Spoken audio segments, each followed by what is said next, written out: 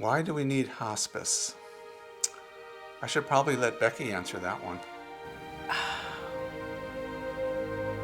It's so personal because it's so hard to admit that at the end of all this, they're going to be gone. But sooner or later, you have to embrace that. Families don't have a guide while they're on this journey. We want to keep them on the right path. So John was diagnosed in February of 2016, and at the time he was training to climb Mount Rainier, and he'd climbed every other mountain in the area, and he'd been having vision problems. And so he was diagnosed with a grade 2 brain tumor, and he was given 3 to 5 years to live. We took our big family vacation. We went to Norway, climbed the highest mountain in Norway, and then he started losing his balance. By Thanksgiving, he had a shunt put in, and he was never the same after that. So when it got to that point where actually we were watching a Seahawks game, and he was asleep on the couch and not a high five through the whole game, and I'd already realized that it had been anywhere from 16 to 22 hours a day he was sleeping. I had to make the decision for myself that this is hospice time, but he's not getting any better, and he's not going to get any better. And so it was actually my daughter who asked me, "Mom, what are we prolonging here?" And so I actually had 3 people give me permission. I call those my permission slips.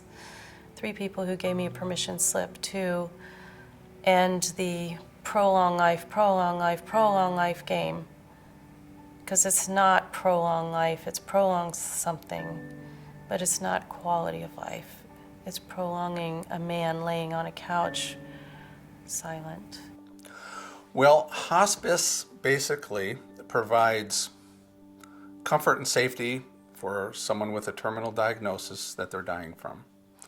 And we're able to allow people to stay in their homes, wherever that is, per their wishes. We want to allow them to be where they want to be at this time of their life. Once we started hospice, it became, oh my God, this is embrace life. That's what this is. That's what this stage is. This is embrace life. And Gary just helped me do that. Hospice nurse Gary. We do lead them through this journey and consider the patient the whole household. So as we take this patient on this journey, we let them know what we'll see along the way. We let them know that where the bumps are probably going to be, and we do everything we can to reduce those bumps in the road and make it as smooth as ride as possible.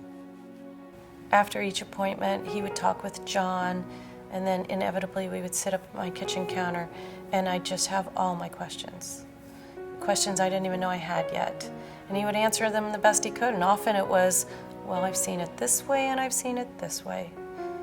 Gary, I want to go to the grocery store and I want to go to a yoga class.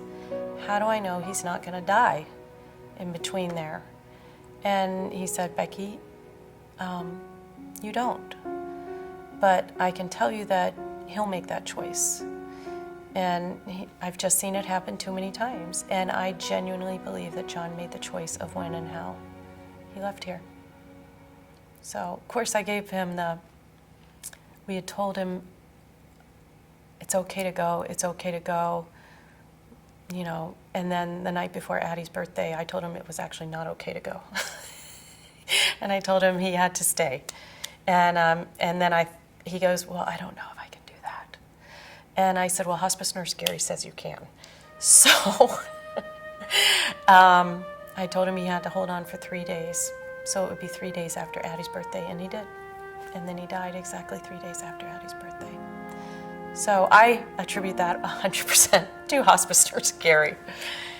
Yeah, because he told me stories about it, and he related his experience to me. So he was never trying to be the expert. He was never telling me anything for sure. He was just telling me his different experiences with it so that I could take, oh, there is no set anything here. wheelchairs, oxygen, trip to Portland, just talking me down or up, depending on what I needed, just sitting and listening to me, answering my questions. I can't imagine what that would have been like without hospice support.